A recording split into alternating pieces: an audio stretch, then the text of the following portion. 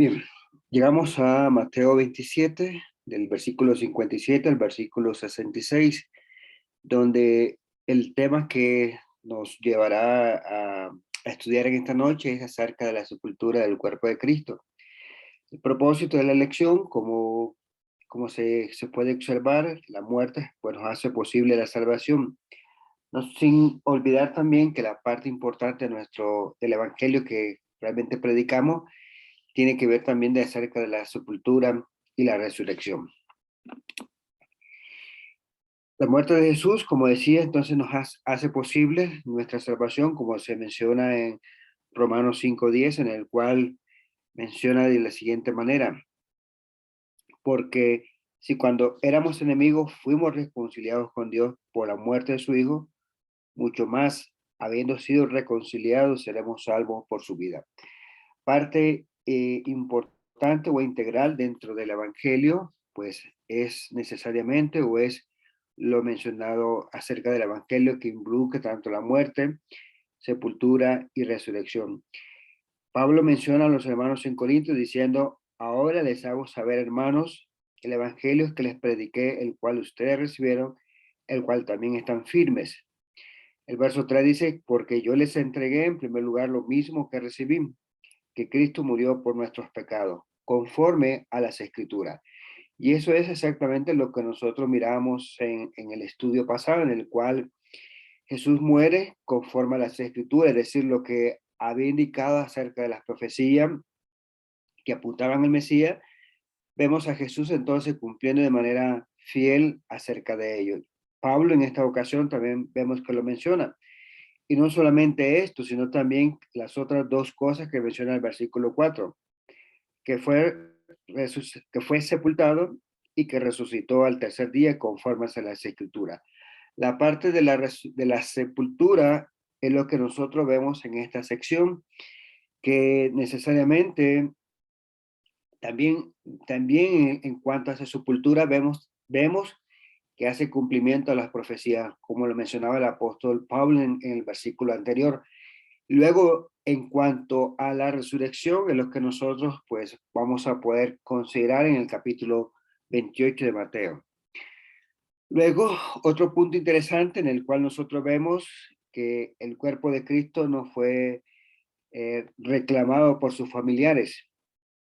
Tampoco ninguno de sus discípulos encontramos que ellos hiciesen alguna gestión. Mateo como tal no registra ninguna petición, ya sea por parte de sus familiares o amigos y discípulos, diciéndolo de esta manera. No sabemos exactamente cuáles fueron las causas, no sabemos si fue miedo, no sabemos también si fuese que necesariamente tuviese alguna influencia ante Pilato para que esto realmente fuese posible por ello. Mateo pues no nos dice nada al respecto, pero sí nos dice algo que parece increíble, que realmente no esperábamos que realmente fuese uno de sus discípulos en secreto, en este caso de José de Arimatea, un miembro del concilio que realmente pidiese el cuerpo de Jesús. Sin duda alguna, esta petición viniendo de un miembro del concilio, tal vez en cierto sentido le pareció extraño a Pilato que realmente fuese José de Arimatea, un miembro del concilio que realmente estuviese pidiendo el cuerpo de Jesús para ser sepultado. Luego lo que nosotros vemos también acerca de los fariseos es que utilizan una vez más a la guardia de Pilato. Esto como en cierta manera como ellos lo presentaban para evitar que los discípulos de Jesús hagan cumplir lo que habían dicho, lo que había dicho que en cuanto al tercer día iba a resucitar. Y lo digo de esta forma porque el razonamiento de los principales sacerdotes era que sus discípulos iban a robar el cuerpo. Ese era el concepto, ese era el argumento que ellos vendieron ante Pilato, y Pilato vemos que cede una vez más, concediéndole entonces la guardia e indicándole entonces la necesidad de que ellos vayan y aseguren la tumba donde Jesús iba a ser sepultado. Entrando entonces de lleno al estudio, lo que vemos en Mateo, capítulo 27, verso 57 hablando un poco más acerca de la sepultura del cuerpo. Vemos en primer punto que la muerte de Jesús es confirmada. Lo indicado en Juan capítulo 19, el verso 31 hasta el versículo 37 dice de esta manera. Entonces, los judíos entonces, como era día de preparación para la Pascua, a fin de que los cuerpos no quedaran en la cruz el día de reposo, porque ese día de reposo era muy solemne, pidieron a Pilato que les quebraran las piernas y se lo llevaran. La premura de ellos, pues necesariamente era para que los cuerpos no quedaran en la cruz. Esto debido a que había una indicación en el cual se mencionaba de que todo cuerpo que quedara colgado en el madero, pues iba a ser, como lo mencionaba, perdón, leo textualmente lo que dice Deuteronomio 21, versos 22 y 23. Si un hombre ha cometido pecado digno de muerte y se le ha dado muerte y lo has colgado de un árbol, su cuerpo no quedará colgado del árbol toda la noche, sino que ciertamente lo enterrarás el mismo día, pues colgado es maldito de Dios, para que no contamine la tierra que el Señor tu Dios te da por heredad. Por eso encontramos que en cierto sentido, la petición de los judíos hacia Pilato, en cierto sentido, pues era para que realmente el día de reposo fuese guardado con toda tranquilidad y máximo aún cuando realmente estaba pidiendo que se le quebraran las piernas, esto con el fin de acelerar la muerte. Decíamos anteriormente que la posición en la cual estaban clavados los pies en la crucifixión, pues en cierto sentido, ellos o la persona que estaba en la cruz, pues levantaban o se inclinaban básicamente sobre sus pies con el fin entonces de respirar. Y muchas veces el ejercicio, pues aguantaba un poco más para que la persona llegase a la muerte. El caso de quebrar las piernas era básicamente para que no tuviese ningún impulso. Y al ser quebrar las piernas, pues la persona no tenía ese juego en el cual la persona se pudiese levantar para poder respirar. Eso era el énfasis que nosotros vemos en Juan capítulo 19, el versículo 31. El verso 32 menciona, fueron pues los soldados y quebraron las piernas del primero y también las del otro que había sido crucificado con Jesús. Verso 33, cuando llegaron a Jesús, como vieron que ya estaba muerto, no le quebraron las piernas. Pero uno de los soldados les traspasó el costado con una lanza y al momento salió sangre y agua. Y el que lo ha visto da testimonio y su testimonio verdadero y él sabe que dice la verdad para que ustedes también crean. Porque esto sucedió para que se cumpliera la escritura.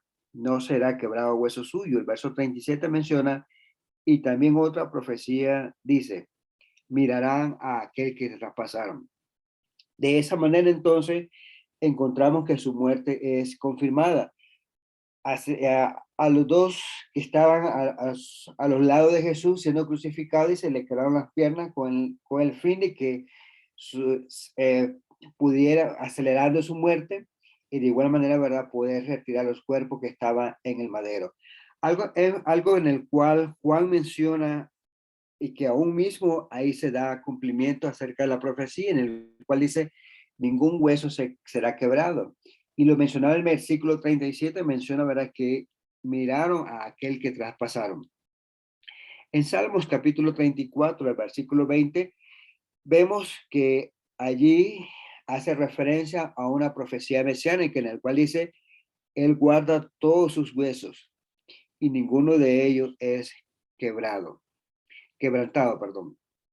Con lo cual entonces, con lo que menciona Juan y con lo mencionado en Salmos capítulo 34, vemos que aún mismo en el momento de su muerte, en el momento después, digamos así, de su muerte, cuando le habíamos leído el estudio pasado en el cual él exhaló su espíritu, ya en este momento ahora aún también se está dando cumplimiento a lo mencionado en la profecía.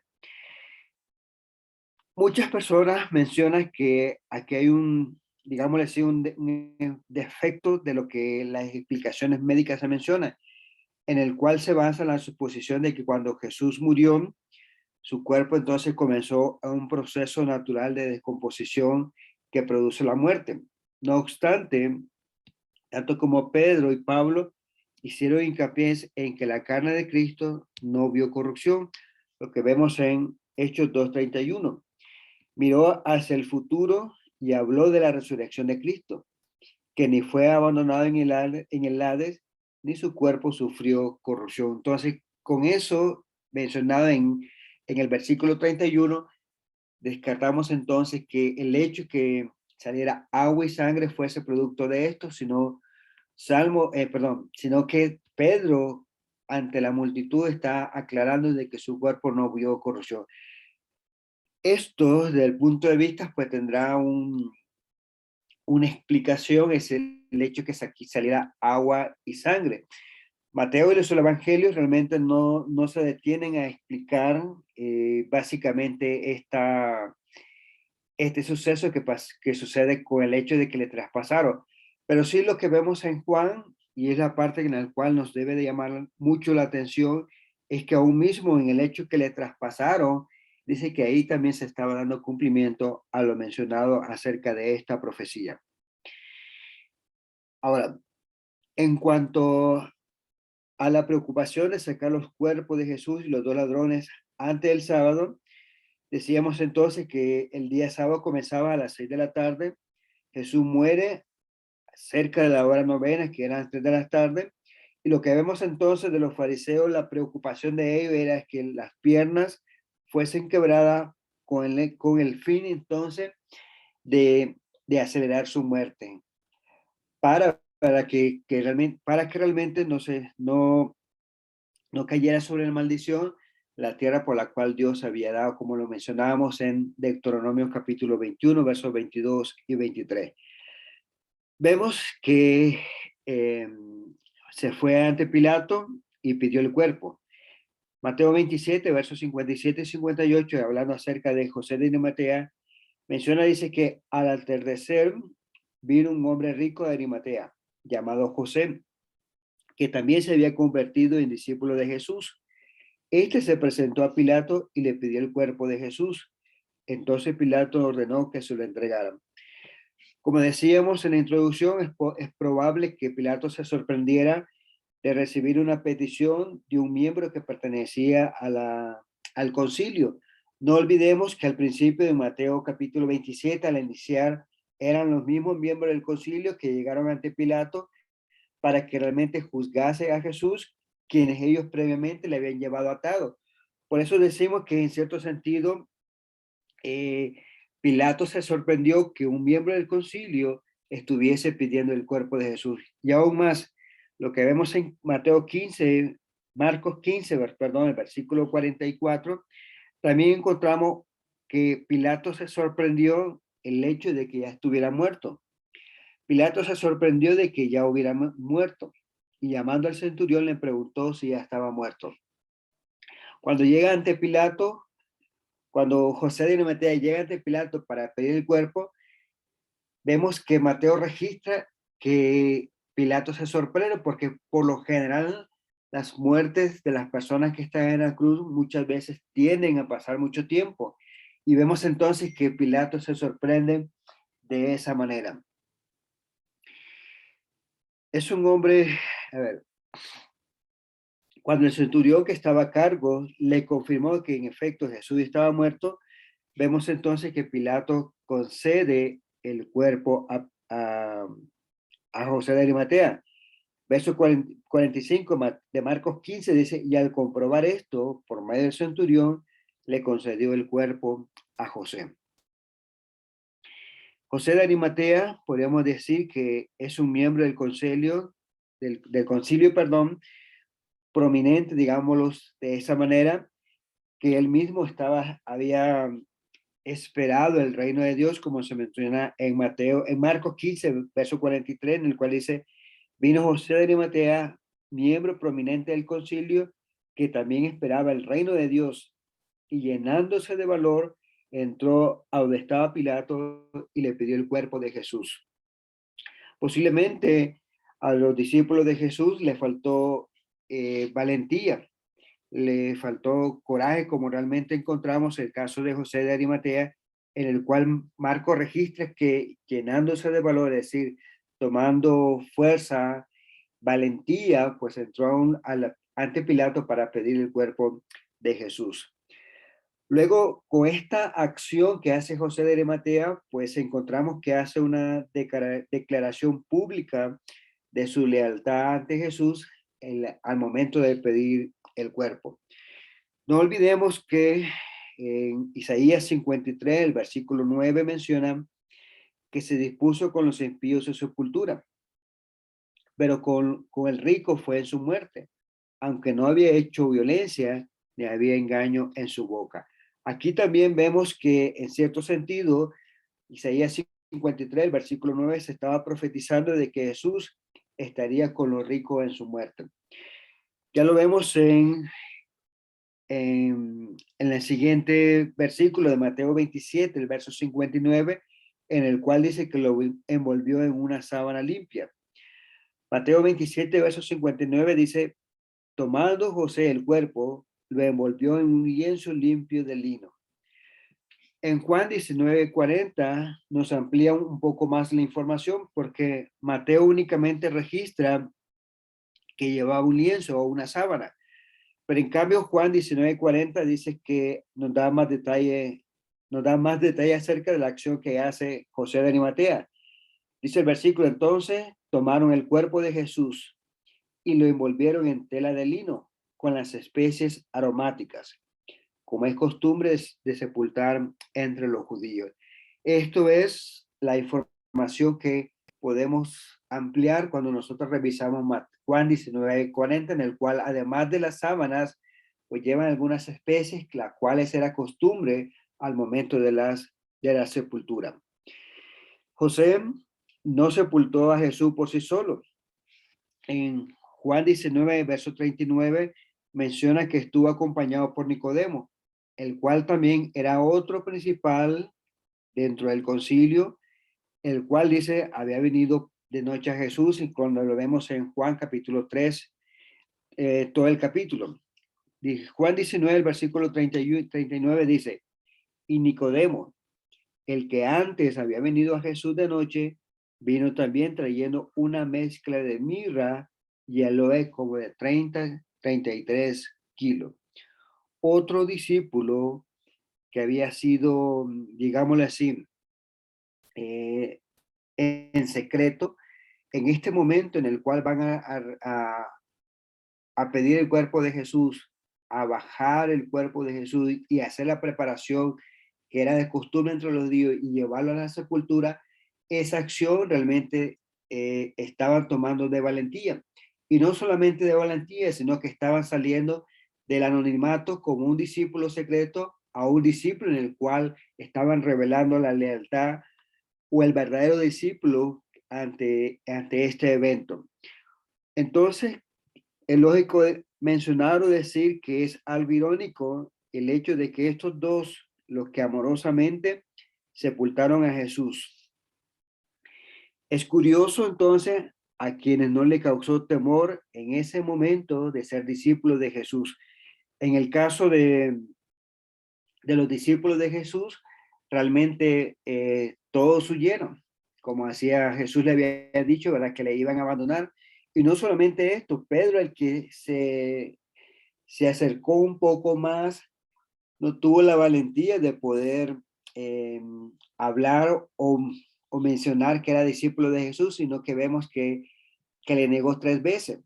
En el caso de estos hombres, tomaron valor, no estaban atemorizados de pedir el cuerpo del Señor, mientras aquel a que estaba atemorizado, pues realmente ellos como tal, pues tomaron fuerza, tomaron valentía y pidieron el cuerpo de Jesús.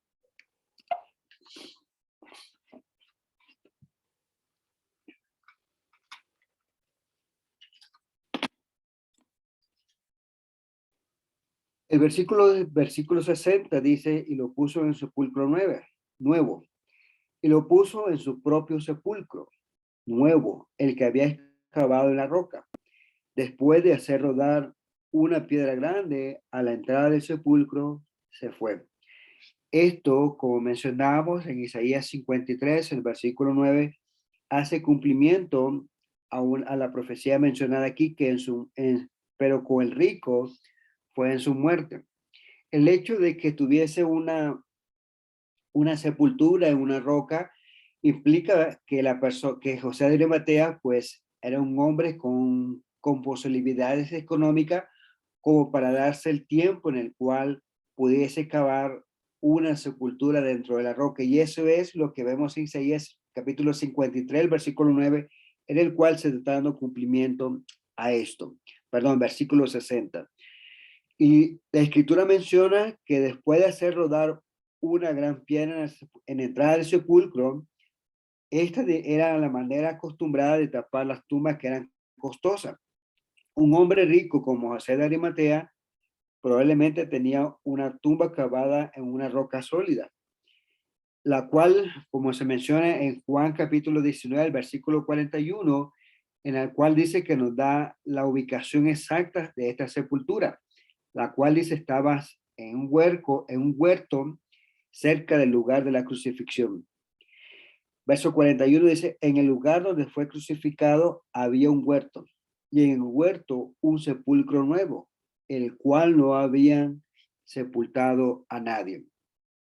Este es un dato interesante, porque nos brinda que estaba completamente nuevo y tampoco dice que no había nadie que había sido sepultado, lo cual también hace cumplimiento a lo que menciona Pedro en diciendo en que su cuerpo tampoco vio corrupción, en el hecho también de que hubiese otros cuerpos que estuviesen en este sepulcro. El carácter de esta tumba brinda una evidencia importante de la verdad de la resurrección de Jesús, es decir, que la tumba es nueva, donde nadie había sido acostado antes. Y algo más, por lo que no habría confusión con otros cuerpos. Y algo más dice, está tallado en roca, por lo que no es posibles entradas o salidas secretas. Una gran piedra, como menciona Mateo, cubre la entrada, sellándola, sellándola, y de otras personas dice que podían o atestiguan acerca de la ubicación de la tumba. Ellos o ellas, vemos una vez más el hecho de las mujeres. Ellas estaban observando el entierro. El versículo 61 dice, María Magdalena estaba allí y la otra María, sentada frente al sepulcro. Podemos imaginarnos estas mujeres que se estaban quedando hasta el último momento de la sepultura de Jesús. Imaginémonos, estas mujeres están viendo a dos personas a las cuales ellas no lo asociaban como fuese discípulos. Posiblemente ellas estaban extrañadas de que tanto José y Nicodemos pues estaban haciendo una labor, que esta labor muchas veces la hacen las personas más allegadas como son su familia. Y más extrañada podemos ver el hecho era de que dos hombres fuesen a bajar el cuerpo. Posiblemente ellas estaban pensando que no iban a tener el cuidado especial de preparar el cuerpo. Y lo que nosotros vemos más adelante en Marco 16:1, que menciona lo siguiente. Pasado el día de reposo, María Magdalena, María la madre de Jacobo y Salomé compraron especies aromáticas para ir a ungir el cuerpo de Jesús. Posiblemente ellos pensaron que necesariamente tenían que ir después que había pasado el día de reposo para terminar de preparar el cuerpo. Posiblemente ellas dijeron, no lo prepararon bien, o posiblemente pudieron observar que tanto José como Nicodemos estaban preparando el cuerpo de una manera rápida. No olvidemos que ya iba a comenzar el día de reposo y para ellos pues era un evento muy solemne. Posiblemente lo estaban preparando de manera muy rápida por lo que vemos que las mujeres estaban preocupadas en algo importante. No estaban pensando en que iba a resucitar, sino que estaban pensando en comprar especies aromáticas porque tal vez no habían preparado el cuerpo de manera adecuada.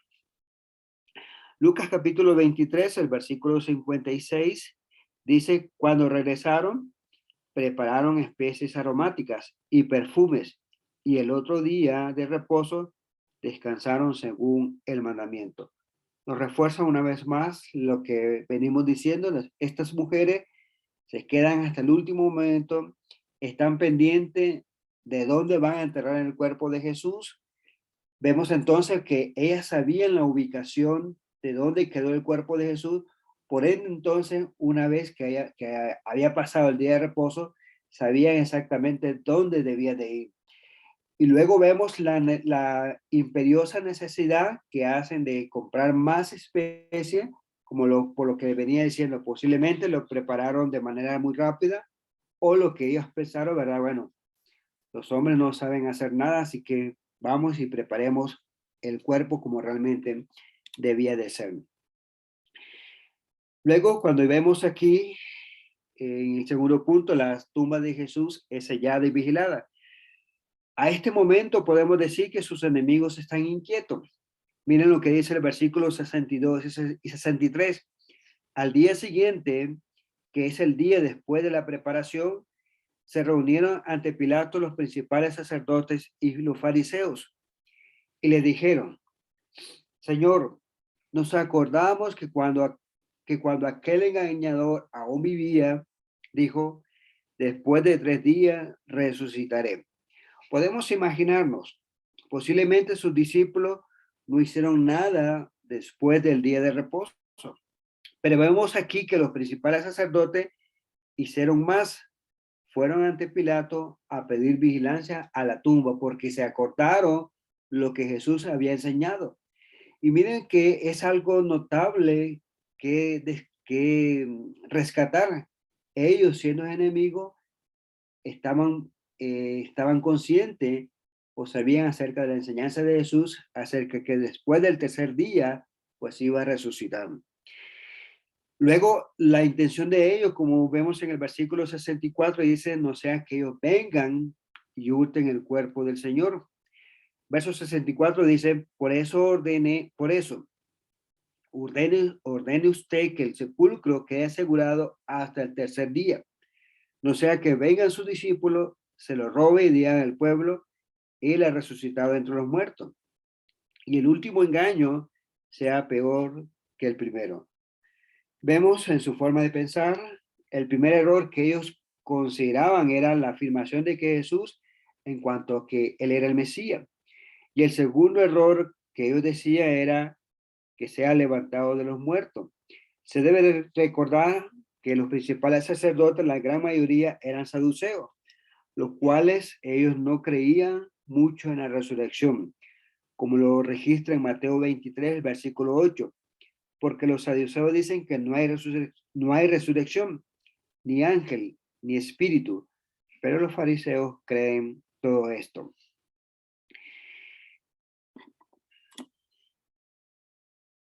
Luego encontramos de Pilato que le dice, ahí tenéis una guardia, id y asegurarlo. Versos 65 y 66. Pilato le dijo, una guardia tienen, vayan, asegúrenlo como ustedes saben, y fueron y aseguraron el sepulcro.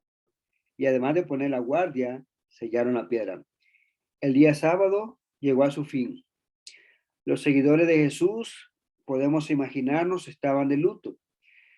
Posiblemente los enemigos de Jesús estaban celebrando y los soldados de los Pilatos pues estaban haciendo guardia. La escena entonces podemos imaginarnos estaba lista para el más asombroso de todos los eventos, la cual es la resurrección de nuestro Señor Jesucristo, que próximo capítulo vamos a ver o se va a estudiar acerca de la resurrección. Con la ubicación de la guardia suficiente y sellando la tumba, posiblemente era asegurarla con cuerda y colocándole el sello romano. Podemos decir entonces que se tomaron todas las precauciones posibles para garantizar que el cuerpo permanezca en la tumba y que nadie venga y se lo roben. La piedra había sido rodada sobre la tumba y había sido sellada. La guardia estaba estacionada alrededor, cuyo deber de ello era velar la tumba. Sellando la tumba con uno más cordones, se extendieron a través de la piedra rodada delante de la abertura de en la tumba, sellando entonces cada extremo con cera o arcilla para sellar. La guardia de soldados se colocó en la entrada de la tumba con un doble medio de prevención del fraude. El sepulcro entonces fue vigilado para que no se pudiese practicar ningún fraude. Estaba la guardia, estaba la cuerda y máximo ahí el sello que garantizaba que si alguien rodaba la piedra, pues iba a hacer notar de que el sello pudiera ser visto como una violación. A manera de conclusión de este estudio, lo que vemos es lo siguiente. Una vez más, me impresiona la perseverancia de las mujeres que seguían a Jesús. Imagínense, están hasta el último momento. Por ningún momento quieren dejar solo el cuerpo y están pendientes hasta el último instante en el cual el cuerpo de Jesús se bajó de la cruz.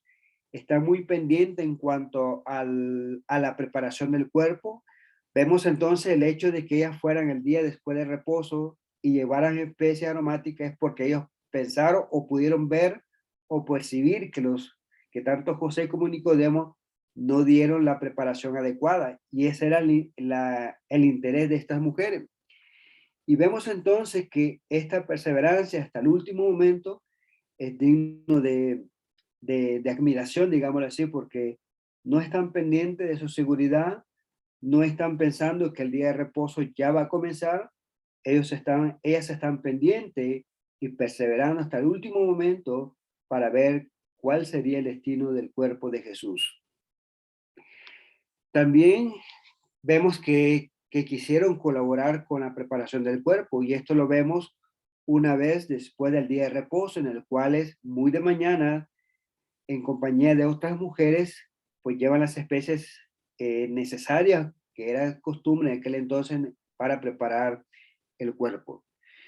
Se ve entonces que hasta este último instante sus enemigos no descansan. Tienen memoria de sus enseñanzas, de lo que Jesús enseñaba, y aún más, siendo un poco más astuto o pensando que pudiese ser robado el cuerpo y que realmente este segundo error sea mayor que el primero, para evitar entonces que hubiesen cables rotos, solicita entonces a Pilato la guardia y el sello romano para asegurar la tumba. Ya miraremos entonces en el capítulo 28 acerca de acerca entonces de la resurrección. Gracias, amados hermanos, por permitirme llegar hasta ustedes. Que el Señor entonces les bendiga y les guarde.